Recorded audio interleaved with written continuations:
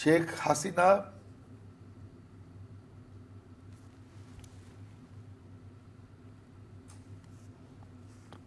Sorry, আমার নেত্রীকে মৃত্যুর দিকে ঠেলে দিয়েছে।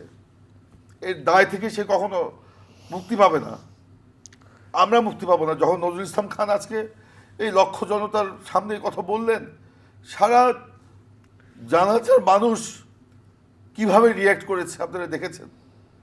কখনো শেখ হাসিনা এই দায় থেকে মুক্তি পাবে না। চোখের সামনে থেকে তারেক রহমানকে ধরে নিয়ে গিয়েছিল। বেগম খালেদা জিয়া একটা ছবি তুলতে চেয়েছিলেন, তার হাত থেকে সেই ক্যামেরা কেড়ে নেওয়া হয়েছে।